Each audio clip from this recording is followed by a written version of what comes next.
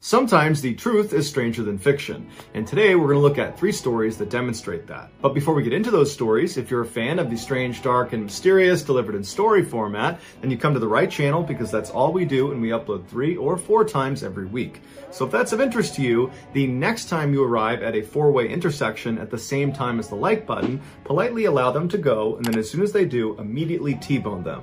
Also, please subscribe to our channel and turn on all notifications so you don't miss any of our weekly uploads. All right, let's get into today's stories.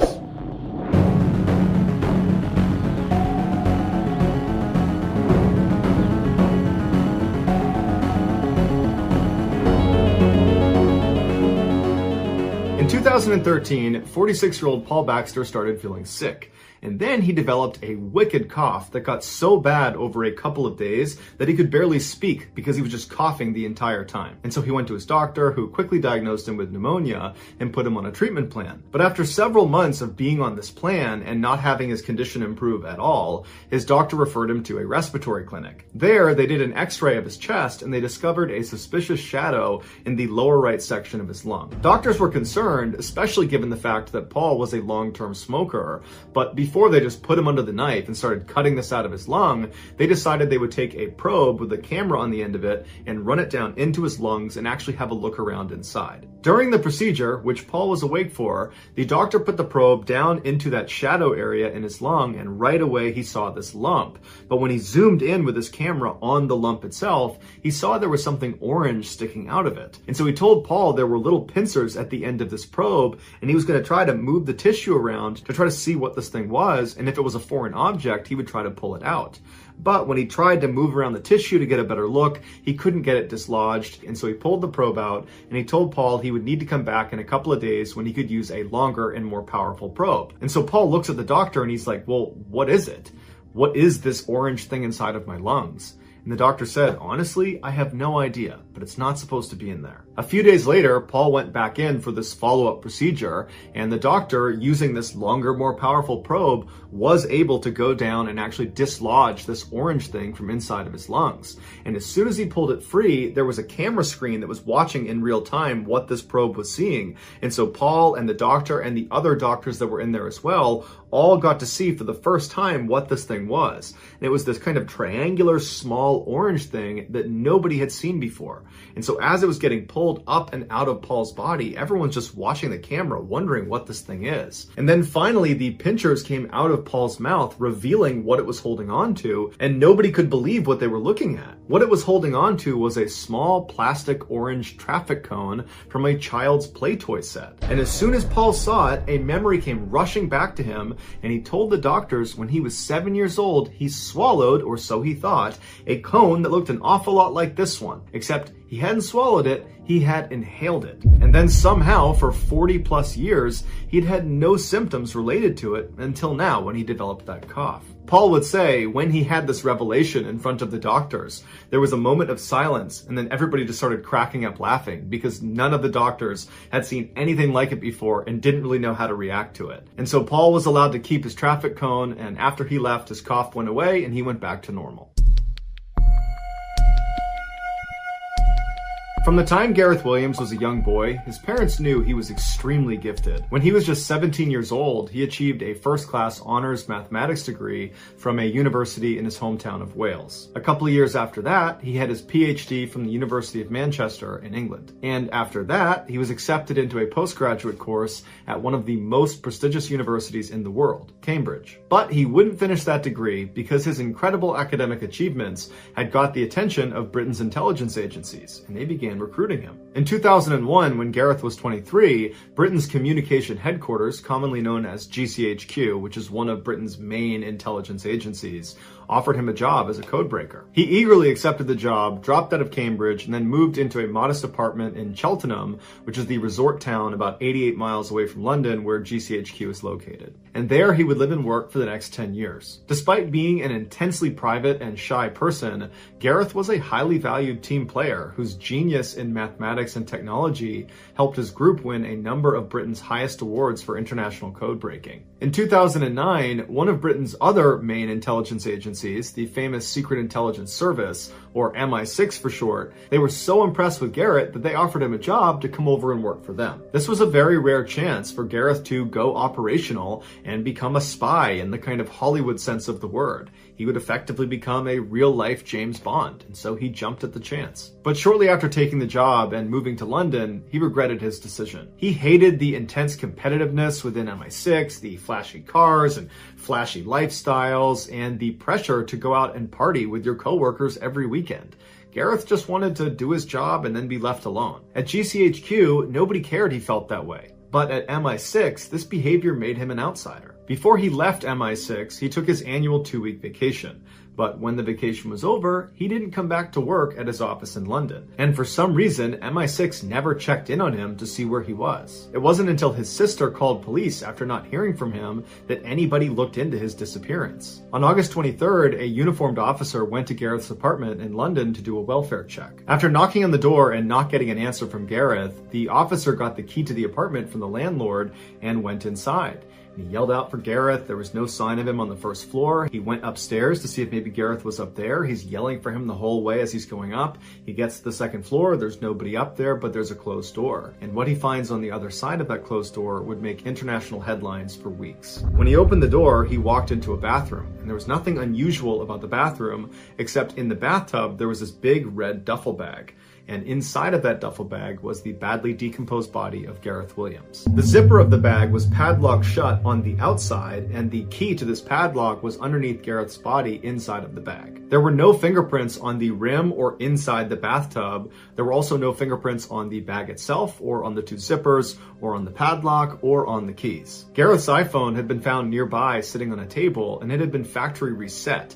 And later, investigators would determine it had been reset on August 15th, which was the last day Gareth was seen on CCTV footage, and it was also the day that they believe he died. According to the coroner, Gareth's body had no injuries on it. There was no sign of a struggle, and his toxicology report showed that he had no drugs or alcohol in his system. The thermostat inside of Gareth's apartment was jacked way up, so it was very hot inside of his apartment, despite the fact it was summer, and it was the height of the summer in August. But regardless, the excessive heat in his apartment sped up the decomposition process and made it impossible to precisely determine a cause of death. Despite a lengthy investigation by police, there was never a conclusive determination as to what exactly happened to Gareth, although there are many theories. Some say the Russian mafia killed him because right before he died, he had been focusing on money laundering in Britain that was tied to the Russian mafia, which would have made him a target. Another theory is MI6 had something to do with Gareth's death, which is why they were not so eager to go looking for him when he didn't come back from his vacation. In fact, one former MI6 agent has come out and said he believes there was a cover-up.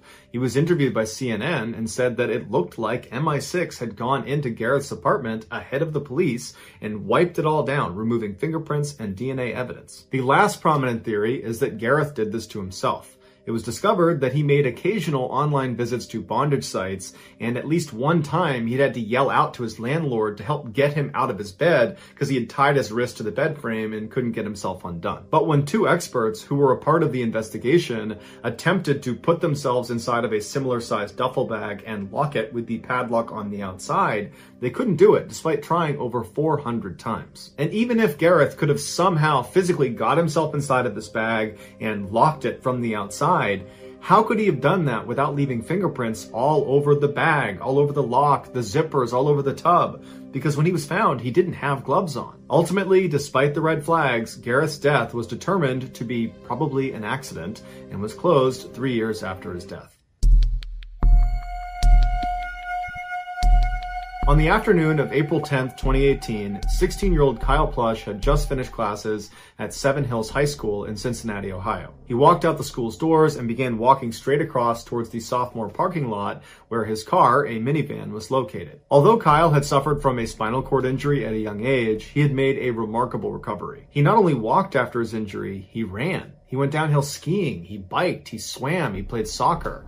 But of all the sports he enjoyed playing, tennis was his favorite. He had joined the high school tennis team and had become one of their best and most popular players. That afternoon, he had a match scheduled, so he needed to get into his minivan and get out his tennis racket and his tennis shoes. And so he made it to the vehicle a little bit after 3 p.m. He slid open the door, he threw his backpack inside, and then he climbed towards the third row back seat of the van where his sneakers were sitting on the bench seat. And so he got to the third row, he turned around and sat down facing the front of the minivan. He took off his school shoes, put on his tennis shoes, and then he got up onto his knees and turned around. So he's facing the back of the van, his knees are on the third row seat, and he began reaching down into the trunk to reach for his bag that contained his tennis racket.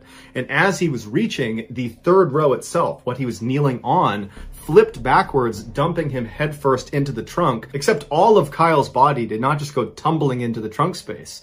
Instead, his upper half made it about halfway down. He tumbled with the seat, and then he got stuck upside down when the top of that third row seat caught his chest and pressed it up against the back hatch of the van. And so Kyle's upside down, his hands are free in the trunk space, but they're too close to the ground where he can't really press himself out of this position he's in. And this third row seat that's come loose and trapped him like this, it's not locked in position. And so if he goes up at all, the seat goes with him. If he comes down at all, the seat comes with him. And so even trying to push himself back out again, he wouldn't be able to clear the seat because it would just come with him and then come back down again. And so he probably looked for places to pull himself down, hoping that might be a way to clear the obstruction, but there was nothing to grab onto, and his lower half would not have been able to slip through that gap even if the seat was stationary, because no person is supposed to get through that tiny little gap. There was also no inside handle on the back hatch that Kyle could have grabbed and potentially opened the back door. And so he was entirely reliant on somebody showing up and opening the trunk to get him out. But the scariest part of this situation was that loose third row that came forward and trapped Kyle against the back of the van, it weighed nearly 100 pounds and it was driving against his chest. And so he would have had to fight with every breath he took in, pushing up that 100 pounds just to get a marginal breath. But worse than that, if Kyle didn't constantly put air into his chest and keep it full and inflated and strong, that seat would literally crush his chest and kill him. Kyle knew he had to find a way to signal someone that he was in this car. He couldn't reach his phone because it was up in his pants pocket, and that meant getting up around the obstruction, and he couldn't do that. But he had a smartphone and he knew he could use voice-assisted calling. And so at 3:14 p.m., he used his iPhone's voice assistant, Siri, to call 911. As soon as the dispatcher picked up, Kyle was frantic and he was yelling, "Help, help, help, I'm trapped in a minivan in the Seven Hills parking lot. Someone needs to get me out." But the dispatcher couldn't really understand what Kyle was saying because you got to remember, Kyle is yelling from in the trunk space through this collapsed seat up to his phone in his pocket. And the dispatcher was just having a hard time understanding what he was saying. Although if you listen to the audio, it's plainly clear that Kyle is in distress. You can hear that he's yelling and you can hear him banging, which apparently is him banging on the inside of the car. And so they kept asking Kyle, "Where did you say you are? What's going on?" But Kyle, he can't hear his phone. So Kyle just kept frantically repeating his situation, saying his name, where he was located, what was happening to him, in hopes that maybe somebody on the other end of the line would understand what was going on and would come save him. Towards the end of the call, Kyle tells the dispatcher that he thinks he's going to die here. And when the call does cut out, the dispatcher tries calling Kyle back, but it goes to voicemail, and his voicemail only indicated his name was Kyle. It didn't give a last name or anything about him. Not knowing if this was real or a hoax, the dispatcher wrongly labeled this call as unknown trouble when they broadcast it to police. And the dispatcher did not communicate that Kyle was obviously in distress. He was screaming and banging on something throughout the call, and even referenced that he thought he was going to die. Had the dispatcher given Kyle's call a higher priority, fire and rescue would have been alerted, and they could have used their advanced mapping technologies to pinpoint where Kyle's cell phone was, and they could have found him that way. Instead, local police were sent to the Seven Hills High School area to go look around the different parking lots that this caller could have been in. But there was nearly a dozen of these parking lots associated with the high school, making it a huge search area. And again, these police officers were not even aware what they were looking for. They were looking for unknown trouble associated with some caller somewhere around this huge high school. And so the police show up and begin kind of meandering through all these parking lots, staying in their vehicle, just kind of looking around, and they don't see any problems. Although in reality, they were right near Kyle the entire time. At 3:35 p.m., with the police still patrolling the parking lots around the high school, Kyle used Siri to call 911 again, and a different dispatcher dispatcher answered. Now, at this point, it's been 21 minutes since Kyle's first 911 call, and so the weight of that third row is becoming unbearable. His voice is very weak, it's very faint. You can tell he has labored breathing, and every word is punctuated with a long silence as he tries to get out anything he can to try to help himself. And one of the things he says to the dispatcher as soon as they answer is, "If I die, I need you to tell my mother that I love her." And then there's a silence. And Kyle asks them, "Can you hear me?" And there's still a silence. And he says, "This is not a joke. I'm trapped in my gold minivan in the Seven Hills sophomore parking lot. If you don't get here soon, I'm going to die." There's another silence. And then Kyle says, "Hey Siri." And then there's silence. And he says, "Hey Siri," again and again and again. And then it goes silent. The second dispatcher had heard Kyle on this call, but for some reason did not relay to the patrolling officers in the area Kyle's dire situation or his exact position, that he was in this gold Honda Odyssey in the sophomore parking lot. For some reason, that was not communicated to those officers. And so 2 minutes after the second 911 call ended, those two officers left thinking there's nobody here, there's no trouble, and that was it. Kyle was left all alone. 6 hours later, Kyle's father went out looking for him after he didn't come home from his tennis match. And he found his son's minivan parked in the sophomore parking lot at the high school, and when he went up to it, it was too late. His son was still trapped upside down in the back in the trunk, and he had died after the third row had finally crushed his chest, causing him to asphyxiate. Kyle's family is in the middle of a wrongful death lawsuit filed against the city and several employees, and so the legal outcomes of this case are still pending. So that's going to do it, guys. If you found the secret in today's episode, let us know in the comments what it is and where you found it, so give us the timestamp, and if you're the first to do that, we'll pin you at the top of the comments section. If you enjoyed today's video and you haven't done this already, the next time you get to a four-way intersection at the same time as the like button, politely tell them to go on, and as soon as they begin to move, immediately T-bone them. Also, please subscribe to our channel and turn on all notifications so you don't miss our weekly 3 or 4 video uploads. If you want to get in touch with me, you can direct message me on Instagram or on Twitter. My username for both platforms is the same. It's JohnBallin416. I also have a ton of content over on TikTok where my username is Mr. Ballin. I also have a second YouTube channel called Mr. Ballin Shorts where I post short videos. If you have a story suggestion, please submit it to our subreddit just called Mr. Ballin. It's linked in the description below. So whether I see you on Instagram, Twitter, TikTok, Reddit, YouTube, or some combination, just know that I really appreciate your support. And until next time, that's going to do it. See ya.